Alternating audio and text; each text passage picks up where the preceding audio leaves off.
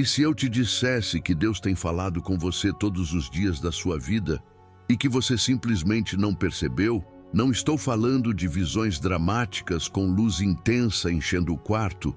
Não estou falando de vozes audíveis que interrompem o silêncio da madrugada com clareza cinematográfica. Não estou falando de sonhos extraordinários com anjos descendo do céu, carregando mensagens escritas em letras de ouro. Estou falando de algo muito mais cotidiano, muito mais silencioso, muito mais escondido dentro da textura comum dos seus dias. Estou falando daqueles momentos que você viveu hoje, ontem, há uma semana, momentos que pareciam absolutamente normais, que pareciam apenas parte do ritmo banal da existência, mas que, na verdade, eram a voz do Deus vivo, tentando alcançar o seu coração com uma precisão e uma ternura que a sua pressa não permitiu que você percebesse. Existe uma verdade que pouquíssimas pessoas conhecem com profundidade e que tem o poder de transformar completamente a forma como você atravessa cada hora do seu dia.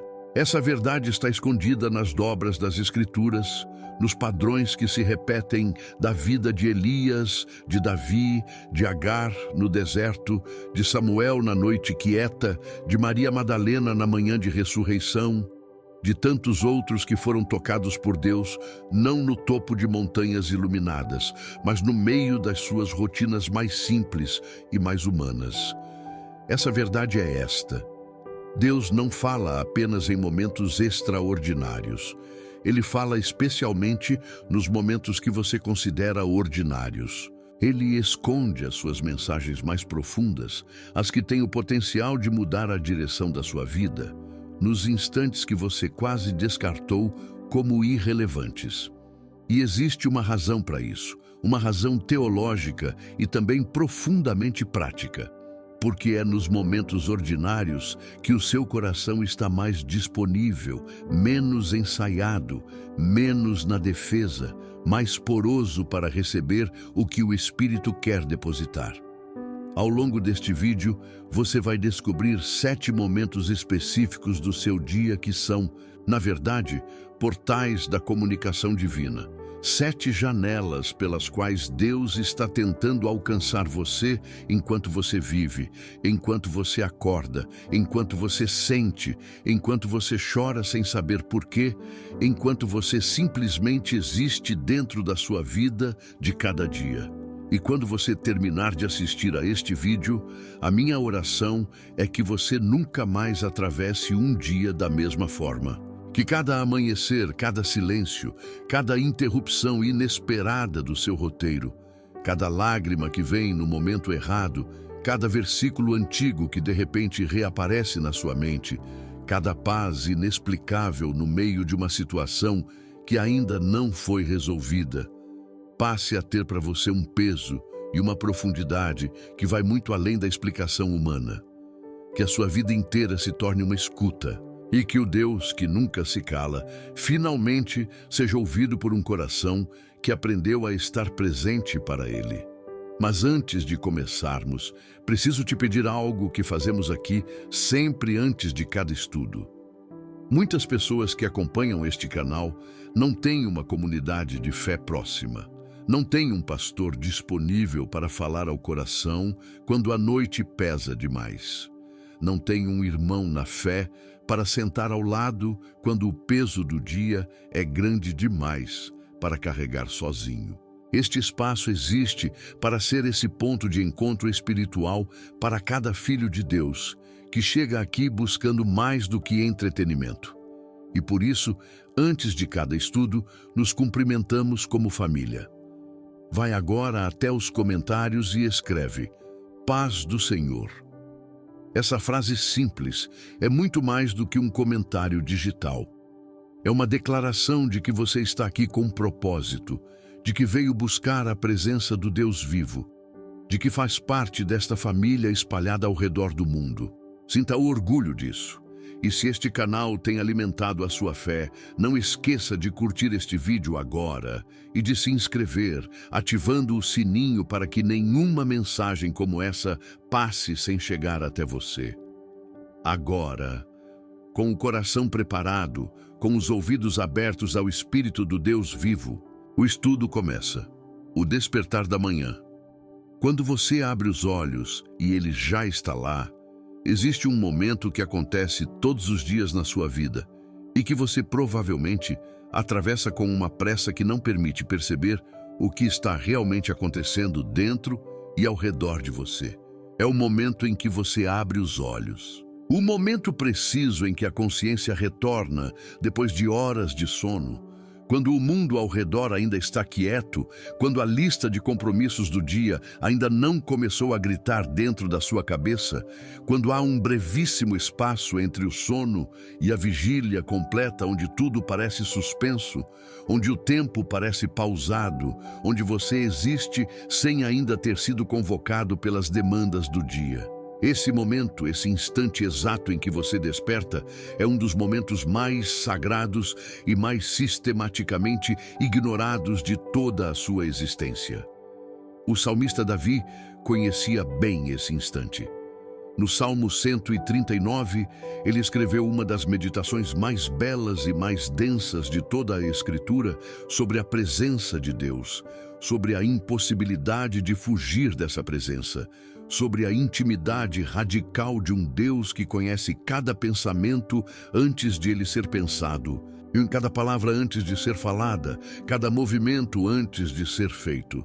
E no versículo 18º, depois de meditar sobre a imensidão da presença divina, Davi escreve algo que deveria parar qualquer leitor em seu rastro. Quando acordo, ainda estou contigo. Quando acordo, ainda estou contigo. Essa frase pressupõe algo extraordinário, que mesmo enquanto Davi dormia, mesmo enquanto a sua consciência estava totalmente desconectada do mundo ao redor, mesmo no estado de vulnerabilidade mais completa que um ser humano pode experimentar, Deus estava presente. E que ao despertar, o primeiro dado que Davi registrava não era o barulho do dia que chegaria, não era a preocupação com o que viria, não era a lista mental do que precisava ser feito, era a presença. Mas por que esse momento específico é tão importante do ponto de vista espiritual? Há uma resposta que vem tanto da teologia quanto da neurociência.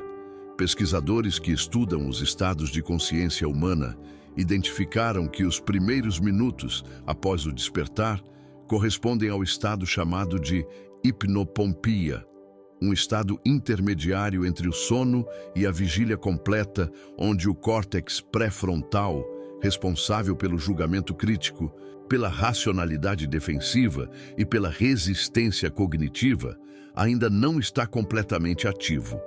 Em termos práticos, isso significa que nesses primeiros minutos, a mente humana está em um estado de receptividade incomum e extraordinária, em que as defesas que normalmente filtram o que entra na consciência estão baixas e o coração está mais poroso do que em qualquer outro momento do dia. Em outras palavras, é exatamente o momento em que você é mais facilmente alcançado. E Deus, que criou o corpo humano e conhece cada mecanismo que Ele mesmo projetou com sabedoria infinita, sabe disso perfeitamente. Os primeiros pensamentos que chegam ao despertar, aquele assunto que inexplicavelmente estava na sua mente antes mesmo de você lembrar do que tinha para fazer, aquele nome de pessoa que aparece antes do café da manhã, aquela situação que você não estava pensando conscientemente, aquela frase que surgiu sem que você a chamasse, não é coincidência, é comunicação. O Salmo 5, versículo 3º, registra Davi dizendo: "De manhã, Senhor, ouves a minha voz. De manhã te apresento a minha oração e fico na expectativa. De manhã ouves a minha voz." Há uma lógica litúrgica e espiritual profunda nessa declaração. Davi havia aprendido que a manhã era um portal de acesso privilegiado e que o que ele plantava no coração, logo ao despertar, determinava o tom espiritual de todo o dia que se seguia. E não foi apenas Davi. Jesus, o próprio Filho de Deus encarnado, em plena vida de ministério público, com multidões o procurando, com demandas que chegavam de todos os lados, com discípulos que precisavam ser ensinados e com enfermos que precisavam ser curados, escolhia levantar antes de todos e ir a um lugar deserto para orar antes que o dia começasse. Marcos capítulo 1, versículo 35. De madrugada, ainda escuro, Jesus levantou-se e saiu. Foi para um lugar deserto e orou. Se o Filho de Deus precisava desse momento ao despertar, se ele, que era perfeito e sem necessidade de reparação, ainda assim reservava as primeiras horas para estar com o Pai, antes de estar com o mundo. O que nos diz isso sobre a nossa própria necessidade? Sobre o que acontece com o dia que não começa com esse silêncio, com essa entrega, com essa abertura? A próxima vez que você acordar, antes de pegar o celular, antes de ver as mensagens, antes de deixar o ruído do mundo entrar pelos olhos e pelos ouvidos, fique por um instante, apenas um instante de entrega consciente, e pergunte em silêncio: Senhor, o que tu queres me dizer hoje? O que tu estás colocando no meu coração agora? Porque ele está lá, ele esteve lá enquanto você dormia. E o despertar é o convite dele para continuar a conversa que nunca cessou, a inquietação inexplicável, a voz que não tem palavras. Você já passou por isso, e eu sei que passou porque é uma experiência que todo filho de Deus reconhece quando alguém coloca palavras sobre ela. Você estava no meio de um dia absolutamente comum, fazendo algo rotineiro, em uma situação que não tinha nada de diferente, e de repente algo mudou dentro de você, sem que nada ao redor tivesse mudado. Uma inquietação, não uma angústia com endereço definido, não um medo com causa identificável, algo mais sutil, mais insistente e ao mesmo tempo mais direcional do que isso. Uma sensação de que você precisava fazer algo específico, ligar para alguém determinado, mudar de caminho, parar o que estava fazendo, orar por uma pessoa que não estava na sua mente conscientemente antes daquele momento, sem que você conseguisse explicar de onde essa sensação vinha ou por que ela havia chegado com aquela intensidade naquele momento exato. Essa inquietação inexplicável tem um nome no léxico da teologia e da espiritualidade cristã. É chamada de impressão do Espírito, e o apóstolo Paulo descreve o seu funcionamento de maneira que desvenda algo que a maioria de nós nunca havia associado a esse fenômeno cotidiano. No 8º capítulo da Carta aos Romanos, Paulo escreve que o próprio Espírito intercede por nós com gemidos inexprimíveis, e que o Espírito de Deus nos guia de maneiras que a mente carnal não consegue categorizar ou compreender completamente por seus próprios recursos. Há uma comunicação que acontece entre o Espírito de Deus e o espírito do ser humano regenerado que não passa pelo filtro da linguagem verbal articulada, que não se traduz em frases organizadas com início, meio e fim, que chega como um impulso, como uma direção que você sente com o corpo antes de entender com a mente, como um peso no peito que aponta para uma direção específica, ou uma leveza que sinaliza que você está no caminho certo. A ciência comportamental tem estudado esse fenômeno sob a perspectiva da cognição implícita, que é a capacidade do cérebro humano de processar informações em níveis mais profundos do que a consciência explícita alcança. Estudos desenvolvidos por Antônio Damasio, neurologista da Universidade do Sul da Califórnia, mostram que o corpo humano acumula o que ele chama de marcadores somáticos, sinais físicos e emocionais sutis que comunicam ao sistema nervoso central informações que a mente racional ainda não processou de forma consciente e articulada. Esses marcadores se manifestam exatamente como essa inquietação, uma sensação física ou emocional que precede o entendimento racional, que sabe antes que a mente saiba, que direciona antes que a lógica construa o argumento. A ciência está, mais uma vez, confirmando o que as Escrituras descrevem com séculos de antecedência. Há um conhecimento que vem de dentro, que não é produzido pela racionalidade, mas é absolutamente real, que não precisa de argumentos organizados para ser verdadeiro e confiável. O profeta Jonas conheceu o peso dessa inquietação de uma forma que poucos na Bíblia viveram com tanta intensidade. Quando Deus o chamou para ir a Nínive, a inquietação do chamado era real, poderosa e absolutamente impossível de ignorar honestamente. Jonas tentou fugir dela. Tomou um navio para Tarsis, na direção completamente oposta ao destino que o chamado indicava. E mesmo dentro do navio, em plena fuga, mesmo dormindo, enquanto a tempestade de Deus sacudia o mar e aterrorizava o capitão e todos os outros passageiros, Jonas sabia. A inquietação não havia desaparecido com a distância percorrida, porque a voz que não tem palavras não desiste facilmente, e a impressão do Espírito não é cancelada pela desobediência temporária. Quantas vezes você ignorou essa inquietação? Quantas vezes sentiu aquele impulso claro de ligar para alguém e não ligou? E horas depois, soube que essa pessoa havia passado por algo difícil exatamente naquele momento em que o impulso chegou. Quantas vezes aquela sensação de que algo estava errado em uma situação era exatamente certa e você a descartou porque não sabia como justificá-la racionalmente diante de alguém ou mesmo diante de si mesmo? A inquietação inexplicável não é ansiedade clínica, não é paranoia. É o Espírito Santo exercendo a função que Jesus descreveu no 16º capítulo de João. Quando vier o Consolador, o Espírito da Verdade, ele vos guiará em toda a verdade. A palavra guiará em grego, odegeo, carrega a imagem vívida de alguém que vai na frente abrindo o caminho. O Espírito não guia gritando, ele guia sussurrando, ele guia pelo caminho da inquietação.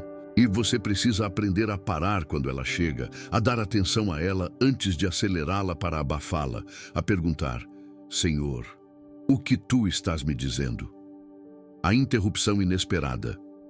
Quando Deus redireciona o seu dia, você tinha o dia planejado. Sabia exatamente o que ia fazer, em que ordem, em que horário, com quem, para quê. Era um plano razoável, construído com cuidado ou pelo menos com intenção. E então, algo aconteceu que não estava no roteiro. Um atraso que te fez perder um compromisso que parecia importante. Uma ligação que chegou no pior momento possível e consumiu um tempo que você não havia separado para isso. Um caminho fechado que te obrigou a ir por uma rota que você nunca havia tomado antes. Um encontro com uma pessoa que você não esperava encontrar. Uma situação que jogou todo o que havia planejado para o ar e te deixou sem chão por alguns minutos, com aquele sentimento desconfortável de que o dia saiu do controle antes mesmo de ter começado de verdade. E a sua primeira reação, completamente humana e completamente compreensível, foi a frustração, o pensamento automático de que aquilo era um obstáculo, um contratempo, uma falha no plano que você não precisava naquele dia. Mas e se essa interrupção tivesse sido deliberada? E se aquilo que parecia uma falha no seu plano fosse, na verdade, uma inclusão no plano de Deus? O livro de Atos dos Apóstolos está repleto de interrupções divinas que chegavam disfarçadas de contratempos humanos, e nenhuma delas é mais reveladora do que a experiência do evangelista Filipe no 8º capítulo. Filipe estava em uma missão extraordinariamente bem-sucedida em Samaria. Pregava para multidões inteiras, realizava sinais e milagres, e as pessoas recebiam a palavra com alegria genuína. Uma cidade inteira estava sendo transformada. Do ponto de vista humano, aquele era o lugar onde Filipe deveria estar. Era onde o fruto era visível, era onde a lógica do ministério dizia que ele devia continuar. E então o anjo do Senhor disse a ele: levanta-te e vai para o sul, para o caminho que desce de Jerusalém a Gaza. Esse caminho é deserto. Um único homem num caminho deserto. Depois do sucesso de uma cidade inteira, parecia um retrocesso absoluto. Parecia a interrupção mais sem sentido possível, mas naquele caminho deserto estava um etíope, alto funcionário da rainha Candace, sentado na sua carruagem, lendo o livro de Isaías e sem entender o que lia. E a conversa que Filipe teve com aquele único homem naquele caminho deserto levou o evangelho ao continente africano. O que parecia um desvio inconveniente era, na perspectiva do céu, o destino real. No 7º capítulo de Marcos, Jesus estava se retirando para Tiro e Sidom, buscando um momento de quietude, e entrou em uma casa querendo que ninguém soubesse que estava ali. Uma intenção legítima de descanso. E o texto diz que não pôde permanecer oculto. Uma mulher cirofenícia, cujo nome não é registrado, mas cuja fé é eternamente lembrada, soube que ele estava ali e foi até ele intercedendo pela filha enferma. Esse encontro não estava no programa anunciado de Jesus. Era uma interrupção do momento de recolhimento que ele havia buscado. E foi ali, nessa interrupção, que aconteceu um dos milagres mais surpreendentes dos evangelhos e uma das conversas mais ricas sobre a natureza da fé que o texto sagrado preservou. A psicologia de carreira tem um conceito chamado serendipidade planejada, desenvolvido pelos pesquisadores Krumboltz e Levin, que descreve como os maiores pontos de virada na vida de pessoas bem-sucedidas raramente foram planejados, mas surgiram de situações inesperadas, às quais a pessoa escolheu dar atenção em vez de descartá-las. O conceito propõe que a disponibilidade para ser interrompido, para sair do roteiro, para dar atenção genuína ao que não estava programado, é uma das competências mais raras e mais valiosas que um ser humano pode desenvolver. A fé cristã diria o mesmo, mas com uma dimensão que vai além da estratégia humana. Não é apenas que as interrupções podem ser oportunidades. É que algumas delas são convocações. São momentos em que o Deus que governa o tempo e o espaço reorganiza deliberadamente o seu dia para te colocar em um caminho específico, diante de uma pessoa específica, em um momento específico, por uma razão que você talvez só vá entender muito mais tarde, quando olhar para trás e perceber que o desvio era o destino. A próxima vez que o seu dia for interrompido de uma forma que você não esperava, antes de se frustrar imediatamente, faça uma pausa. Apenas 3 segundos de silêncio intencional. E pergunte: Senhor, o que há nessa interrupção que tu queres que eu veja?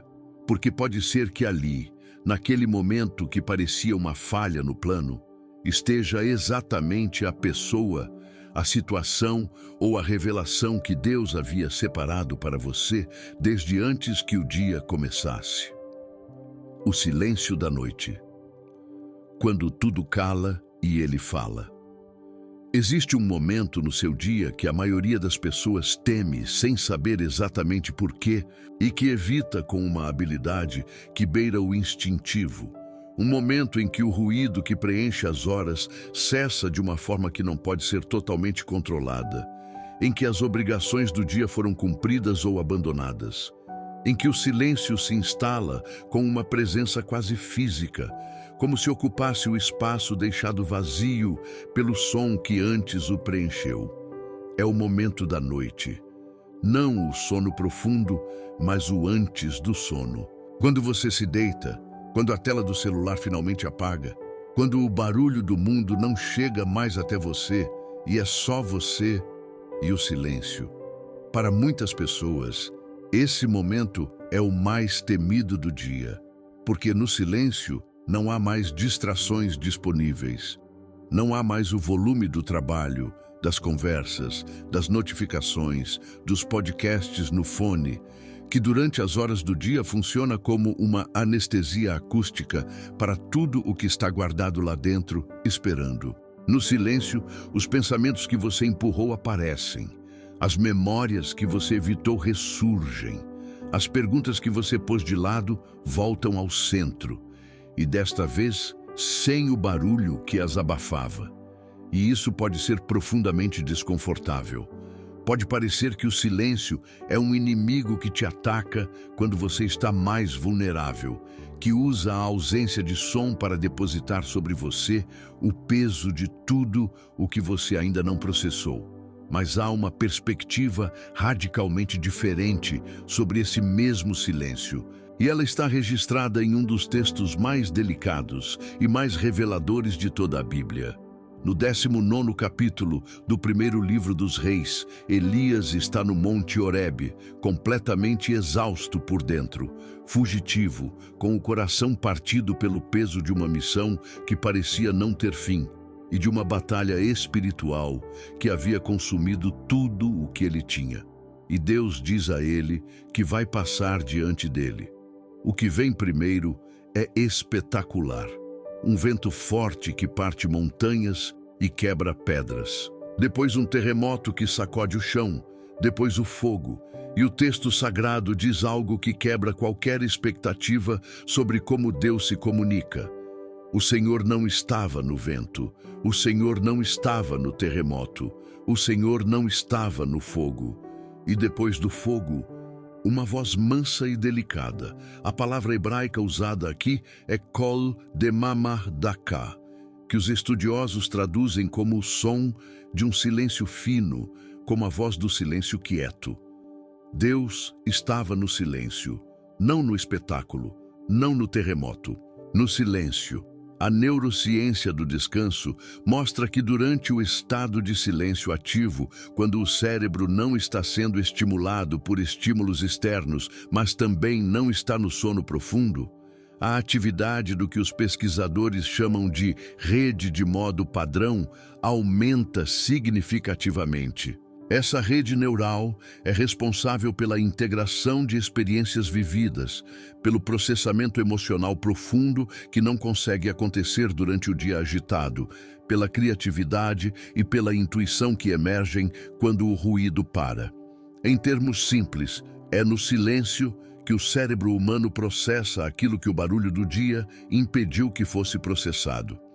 É no silêncio que as conexões mais profundas são estabelecidas. É no silêncio que o coração tem a chance de sentir o que a mente racional passou o dia inteiro tentando controlar e categorizar. O Salmo 46, versículo 10, tem uma instrução que soa simples, mas é uma das mais densas e mais transformadoras de toda a Escritura. Aquietai-vos e sabei que eu sou Deus. A palavra hebraica para aquietai-vos, Rafa, não significa apenas fazer silêncio externo. Significa soltar, largar, parar de lutar, parar de controlar, parar de tentar segurar com as mãos o que está além da capacidade das mãos de segurar. É uma instrução de entrega total, de disponibilidade radical. E a promessa ligada a essa instrução é que nesse estado de abertura e de silêncio, o conhecimento de Deus, a percepção da sua presença, a certeza da sua soberania se torna acessível de uma maneira que o barulho e a pressa do dia simplesmente não permitem. O silêncio da noite não é vazio. É a sala onde Deus espera por você depois de um longo dia cheio de ruído. É o espaço que Ele criou para que as suas palavras mais suaves, as que não poderiam competir com o volume das horas anteriores, finalmente chegassem ao seu coração sem obstáculos. Na próxima noite em que o silêncio parecer pesado demais, tente ficar nele. Tente ouvir o som do silêncio fino, porque nele pode estar a voz que você mais precisava ouvir, a lágrima que vem sem aviso. Quando o corpo ora pelo que a mente não entende, já aconteceu com você. Você estava em um culto ou ouvindo uma música no rádio do carro, ou lendo um versículo que já leu dezenas de vezes, sem que nada especial acontecesse, ou simplesmente sentado em silêncio, sem que houvesse nenhum estímulo aparente. E as lágrimas vieram, sem aviso, sem que você estivesse pensando em algo triste ou em alguma situação dolorosa, sem que você conseguisse identificar um gatilho específico para o que estava sentindo. E muitas vezes você tentou conter, tentou piscar mais rápido, tentou engolir o que vinha, sentiu até um certo embaraço de não saber por que estava chorando, de não ter uma resposta pronta quando alguém ao lado perguntasse o que havia acontecido. E quando a pergunta chegou, a única resposta completamente honesta era: não sei. Simplesmente veio. Eu preciso que você entenda algo sobre essa lágrima que vem sem aviso. Ela não é fraqueza emocional, ela não é desequilíbrio psicológico, ela não é ausência de autocontrole ou excesso de sensibilidade. Ela é, com muita frequência, a linguagem do Espírito Santo falando através do seu corpo, quando as palavras articuladas não são suficientes para conter o que precisa sair, quando o que está acontecendo no nível espiritual é grande demais para caber na estrutura da linguagem humana. O apóstolo Paulo escreve no 8º capítulo da Carta aos Romanos algo que lança uma luz extraordinária sobre esse fenômeno. O próprio Espírito intercede por nós com gemidos inexprimíveis.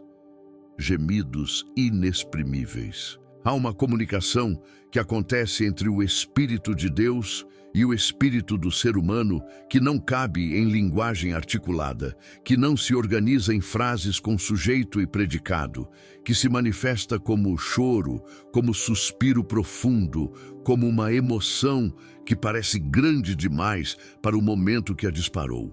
E quando isso acontece no seu corpo, é o Espírito intercedendo. É Deus falando através das lágrimas, porque as palavras, desta vez, não chegam onde o coração precisa que cheguem. O próprio Jesus chorou. No 11º capítulo do Evangelho de João, diante do túmulo de Lázaro, Jesus sabia que em questão de instantes faria o impossível e ressuscitaria o amigo morto. Ele tinha a revelação completa, a autoridade plena e a intenção já formada de realizar o milagre. Não havia razão prática para as lágrimas. E mesmo assim, quando viu Maria e as outras pessoas chorando, o texto diz que Jesus, comovido no espírito e angustiado, perguntou onde haviam posto o corpo, e então registra com uma economia de palavras que amplifica, em vez de diminuir o peso do que diz: Jesus chorou. 2 palavras, e nessas 2 palavras está toda a teologia de um Deus encarnado que permite que a dor alheia o alcance a ponto de produzir lágrimas, mesmo quando ele já sabe como a história vai terminar. Se o Filho de Deus chorou, então as lágrimas não são falta de fé, são presença de amor. A psicologia das emoções, especialmente os estudos desenvolvidos por Paul Ekman, ao longo de décadas de pesquisa sobre as emoções humanas universais, mostram que as lágrimas emocionais genuínas estão associadas a processos de liberação de hormônios como o cortisol e a prolactina, e que o choro emocional está ligado ao processamento de conteúdos emocionais que estavam armazenados em camadas mais profundas do sistema límbico, inacessíveis à manipulação consciente e direta.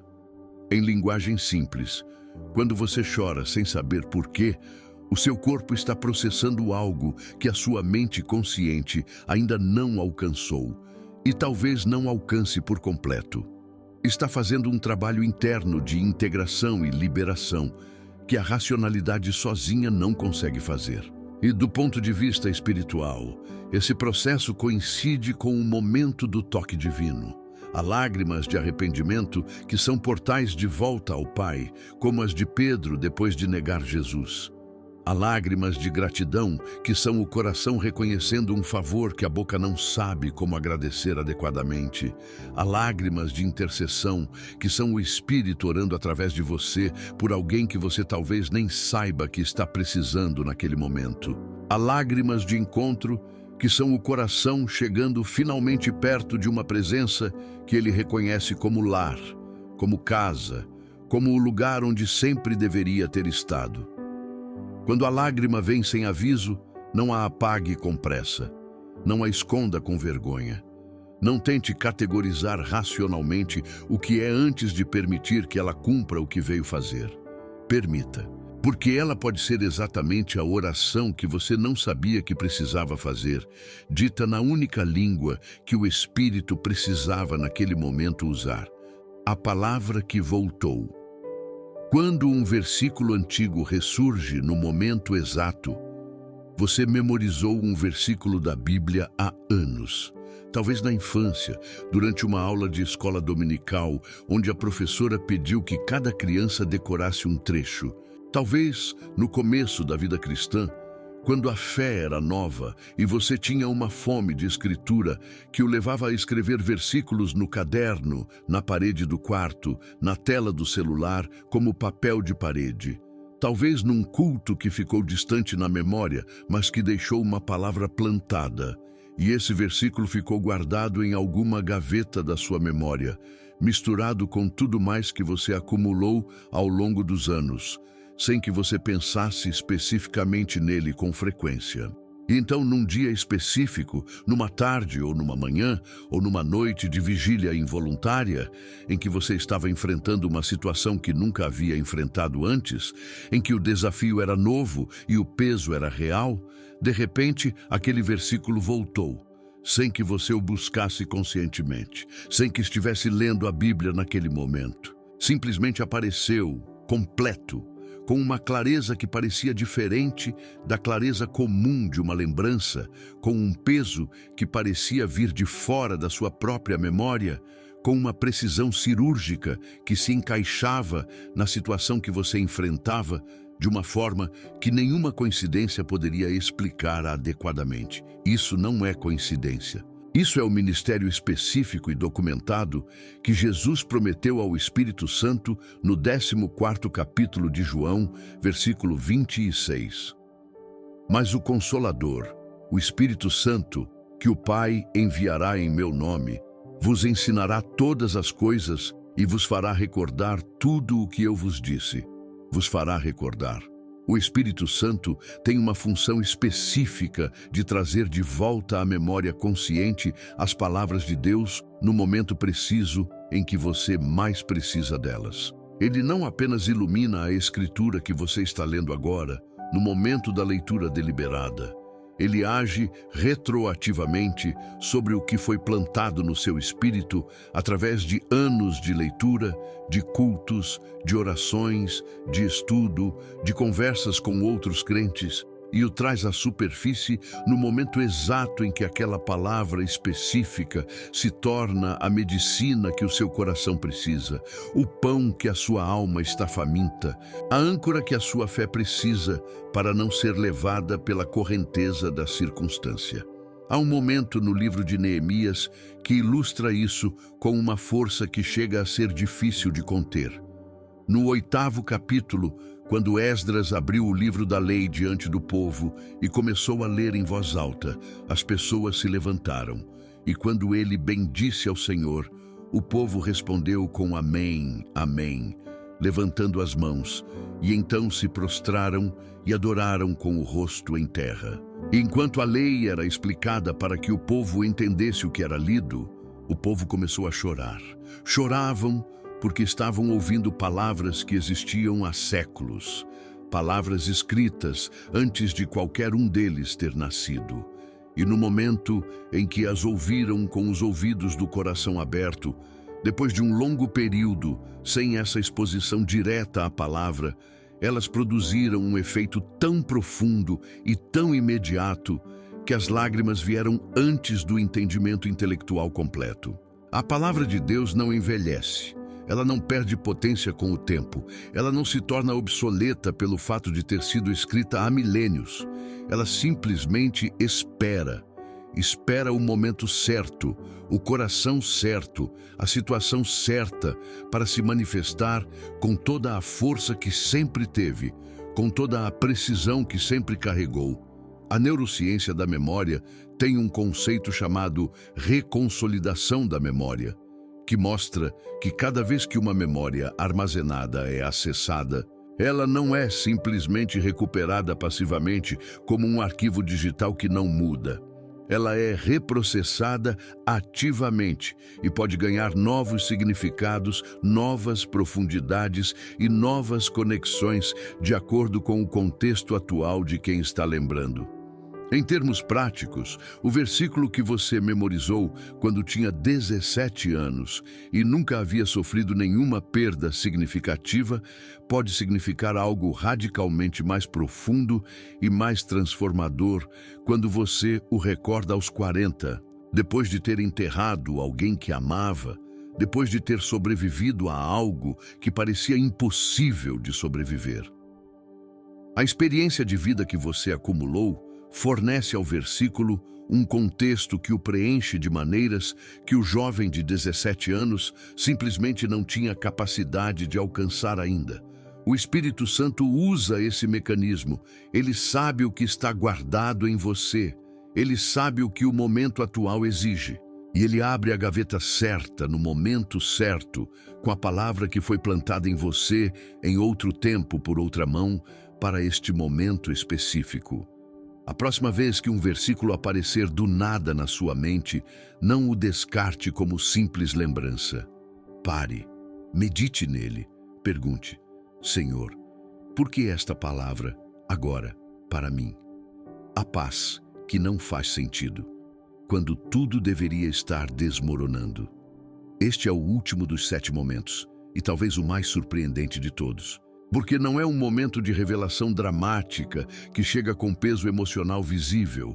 Não é um momento de choro ou de inquietação intensa ou de silêncio carregado. É um momento de paz. Uma paz que chega quando, segundo toda a lógica humana e toda a razão prática, a paz simplesmente não deveria estar disponível. Uma paz que aparece no meio da tempestade, no meio da incerteza real e concreta, no meio de uma situação que ainda não foi resolvida e que continua, objetivamente, sendo uma situação séria, desafiadora e sem solução visível no horizonte imediato. E você se percebe em paz, não em negação da realidade, não fingindo que está bem quando não está, mas genuinamente, surpreendentemente, inegavelmente em paz. E não consegue explicar de onde aquilo veio, porque a situação não mudou, as circunstâncias continuam as mesmas e ainda assim o peso que deveria estar lá não está. Essa paz tem um nome. E Paulo a descreve com uma precisão que deveria tirar o fôlego de qualquer leitor que lhe dê o peso que merece. No 4º capítulo da carta aos Filipenses, versículo 7, ele escreve: E a paz de Deus, que excede todo o entendimento, guardará os vossos corações e os vossos pensamentos em Cristo Jesus. Que excede todo o entendimento. Paulo não disse que essa paz é difícil de entender ou que exige um esforço especial para ser compreendida. Disse que ela excede o entendimento, que ela existe além da capacidade da razão humana de processar, de produzir ou de justificar. Que ela não é produto de raciocínio estratégico, de resolução bem-sucedida de problemas, de pensamento positivo ou de meditação disciplinada. Ela é um dom que vem de fora. É uma presença que se instala onde a lógica havia declarado que seria impossível existir paz, porque as condições para a paz, segundo os parâmetros humanos, simplesmente não estão presentes. O 32º capítulo do Deuteronômio registra o Cântico de Moisés, um homem que havia passado 80 anos em processos de formação, 40 deles no deserto como pastor e outros 40 no deserto como líder de um povo impossível de liderar. Um homem que havia visto milagres que nenhum outro ser humano havia visto, que havia conversado com Deus face a face, como alguém fala com um amigo, e que mesmo assim havia suportado décadas de reclamação, de rebeldia, de ingratidão e de oposição constante. Um homem que havia carregado o peso de um povo inteiro sem escolha e sem descanso. E ao final, às portas de Canaã, ele cantou: Ele é a rocha. As suas obras são perfeitas, todos os seus caminhos são justos.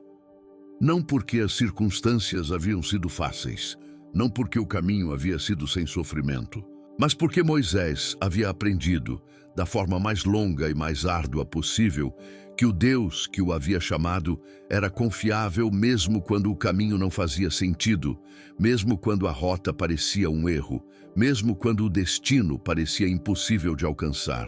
Essa é a fonte da paz que excede o entendimento. Não a ausência de circunstâncias difíceis, mas a presença de uma confiança que foi forjada no fogo da experiência real com um Deus real.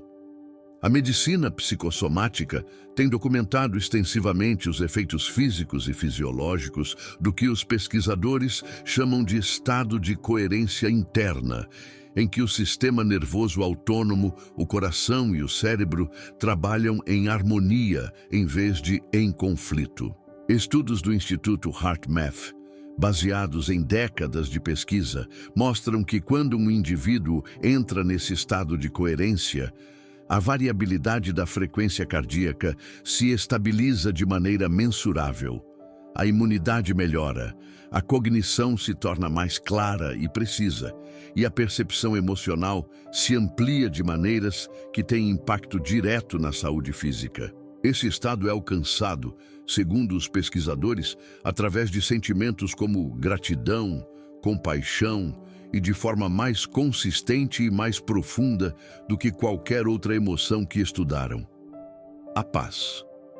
A ciência está medindo e documentando os efeitos físicos concretos do que Paulo chamou de paz, que excede todo o entendimento. O que Deus dá não apenas alimenta o espírito, restaura o corpo. Quando essa paz chegar em você no meio de uma situação que ainda não foi resolvida, quando você se perceber calmo, onde por direito deveria estar em colapso, quando sentir aquela leveza no peito que não condiz com o peso objetivo do que está enfrentando, não questione. Não a descarte como negação ingênua da realidade. Não a interprete como indiferença emocional. Reconheça, nomeie e diga com Davi: o Senhor é o meu pastor, nada me faltará. Porque essa paz não vem de você.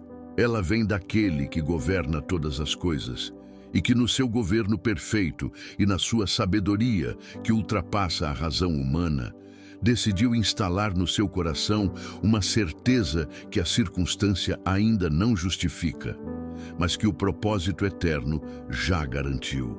A paz que não faz sentido é a assinatura de Deus no meio do seu caos. É Ele dizendo: eu sei o que estou fazendo, confie em mim. Você chegou até aqui. Isso é muito mais do que a maioria das pessoas consegue fazer em uma era em que a atenção humana dura segundos e a próxima distração está sempre a um clique de distância. Você ficou, você ouviu, você se permitiu ser tocado por cada um desses 7 momentos que compõem o roteiro diário da comunicação de Deus com o seu Filho. Hoje, você aprendeu que o despertar da manhã não é apenas o momento em que a consciência retorna depois do sono. É o portal pelo qual Deus retoma a conversa que não parou enquanto você dormia, o instante em que o seu coração ainda está poroso e disponível antes que o barulho do dia entre. Que a inquietação inexplicável que você sentia e não sabia nomear não é ansiedade sem endereço. É o Espírito Santo sussurrando uma direção que a sua mente racional ainda não alcançou. E a interrupção inesperada que parecia estragar o seu dia planejado pode ser a inserção de Deus em um roteiro que Ele tinha para você antes mesmo de você ter começado a escrever o seu. Que o silêncio da noite, que você às vezes teme porque traz o que o dia abafou, é na verdade a sala onde Deus espera por você, com a voz mansa e delicada que não compete com o ruído, mas o substitui com algo infinitamente melhor. que a lágrima que vem sem aviso e sem explicação lógica é frequentemente o espírito intercedendo através do seu corpo com gemidos que a linguagem humana não alcança. Que a palavra que volta do nada, aquele versículo que aparece sem ser buscado, é o Espírito Santo abrindo a gaveta certa no momento exato, porque ele sabe o que você precisa antes de você saber. E que a paz que não faz sentido, que chega no meio da tempestade quando tudo deveria estar desmoronando, é a assinatura de Deus no meio do seu caos, dizendo: eu sei o que estou fazendo. Confie. 7 momentos, 7 formas do Deus que nunca se cala a alcançar os seus filhos, que às vezes ainda não aprenderam completamente a ouvir. E a partir de hoje, você tem os olhos para ver e os ouvidos para perceber o que o Espírito está dizendo em cada um desses instantes. Agora, eu preciso que você faça algo especial. Vá até os comentários neste momento e escreva: Senhor, agora eu ouço. Escreva essa frase. Ela é a sua declaração, é a sua resposta ao convite que Deus tem feito todos os dias, em cada um desses 7 momentos, esperando que você percebesse que era Ele. Quando você escreve isso, você está dizendo ao céu, à família espiritual que está ao seu redor neste espaço, e a você mesmo: eu estou presente. Eu estou atento. Pode falar, Senhor, porque o teu servo ouve. Quero conhecer os nomes de cada um dos que chegam até o final dessas narrações e que estão dispostos a escutar de uma forma nova a partir de hoje. Se você ainda não está inscrito neste canal, este é o momento certo. Aqui não é apenas um espaço de conteúdo bíblico na internet. É um ponto de encontro espiritual para os que querem ir mais fundo, para os que não se contentam com uma fé de superfície, para os que sabem que há mais do que o visível disponível, para os que têm coragem e disposição de buscar. Inscreva-se agora. Ative o sininho. Faça parte dessa família que cresce ao redor do mundo, unida pela mesma sede do Deus vivo. E se você já está inscrito, sinta orgulho genuíno disso. Você escolheu estar aqui, e essa escolha tem peso eterno. Se o Senhor colocar em seu coração o desejo de se tornar membro deste canal, saiba que isso vai muito além de qualquer contribuição financeira. É parceria no reino. São os membros que mantêm esta chama acesa, que permitem que esta mensagem chegue ao que está acordado às 3 da manhã, sem entender que o silêncio ao redor pode ser a voz de Deus, ao que chora no carro sem saber por quê, ao que sente aquela inquietação e não tem ninguém que possa explicar o que ela significa. Cada membro é parte desse alcance. E se você já é membro, eu te agradeço do fundo do coração. O que você faz importa mais do que você imagina. Agora, antes de fechar este vídeo, faça isso comigo, onde você estiver. Feche os olhos por um momento e diga ao Senhor: obrigado por não ter desistido de me falar. Obrigado por ter falado comigo no despertar, na inquietação, na interrupção, no silêncio, nas lágrimas, na palavra que voltou e na paz que não fez sentido. Eu nem sempre percebi que eras tu, mas agora percebo, e a partir de hoje vou prestar atenção. Que o Deus que falou com Elias no silêncio fino, que acordou Samuel no meio da noite, que tocou os olhos de Agar no deserto para que ela visse o poço que estava diante dela, que apareceu a Moisés numa sarça que ardia sem se consumir. Esse mesmo Deus fale com você nesta noite, neste amanhecer que ainda vai chegar, em cada um dos 7 momentos do seu dia, que a sua vida inteira se torne uma escuta, e que o Senhor seja glorificado em tudo,